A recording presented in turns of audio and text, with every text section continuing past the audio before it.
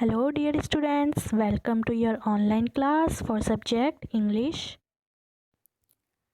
In English today I will discuss 15th chapter in your book Marigold. Okay, आज मैंने marigold से आपका 15th chapter लिया है which one is a story, जो एक स्टोरी है and the name of the chapter is Sundari. Okay, so now I will read this chapter and you all listen carefully.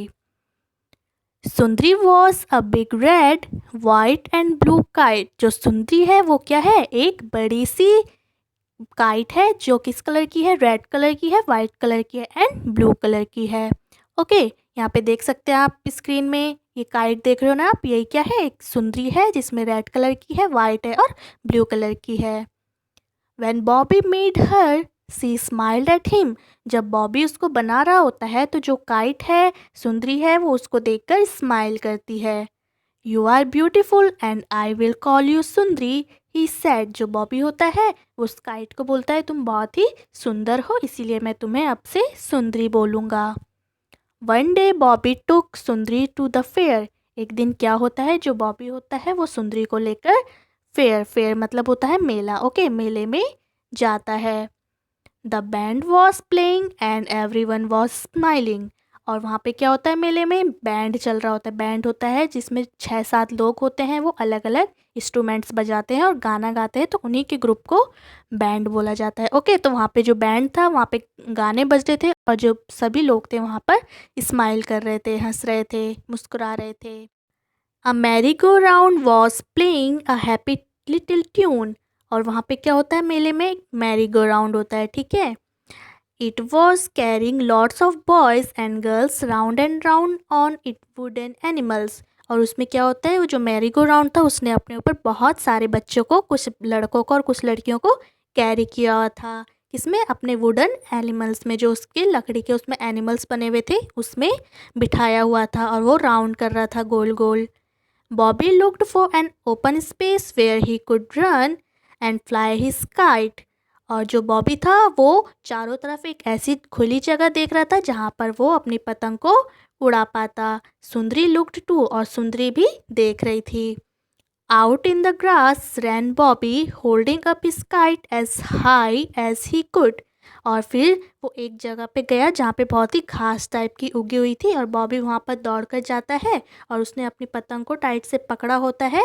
और जिससे वो पतंग क्या होती है, जब वो दौड़ रहा होता है उससे जब हवा चलती है वो पतंग ऊपर उड़ने लगती है.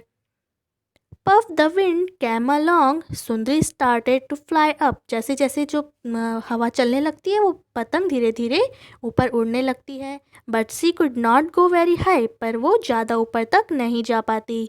अ little dog was holding on to her long tail. क्योंकि जो वहाँ पर एक डॉग था उसने उस पतंग की पूँछ को अपने मुंह से होल्ड किया हुआ था, पकड़ा हुआ था. It was in his mouth. वो जो उसकी पूँछ थी, काइट की टैल थी, वो उस डॉग के मुंह पे थी. Bobby shoot the dog away. जो बॉबी होता है वो शू करके डॉग को भगाता है वहाँ पे से. We will try again Bobby said. और फिर बॉबी कहता है हम दोबारा कोशिश करेंगे. This time Sundari leaped up in the air. इस जब उसने दोबारा उड़ाना शुरू किया तो इस टाइम क्या था, जो सुंदरी थी वो हवा के अंदर लीप होने लग गई. ठीक है, यानी कि छुपने लग गई. सी टग्ड हार्ट. और जो हवा थी वो सुंदरी को अपने तरफ बहुत ही ज़ोरों से खींच रही थी. ठीक है, जो टग्ड होता है उसका मतलब होता है खींचना. Oh how she wanted Bobby to let go of her string. जब वो पतंग उसके ऊपर हवा के साथ बहुत ही तेज़ी से उड़ रही थी तो फिर वो चाह रही थी कि जो बॉबी था वो उसे छोड़ दे. ठीक है, she gave a big tug, Bobby had to let her go. और जैसी जैसी उस हवा ने उस पतंग को और अपनी तरफ खींचना शुरू किया तो बॉबी ने पतंग को छोड़ दिया, जो पतंग की डोर थी उसे छोड़ दी.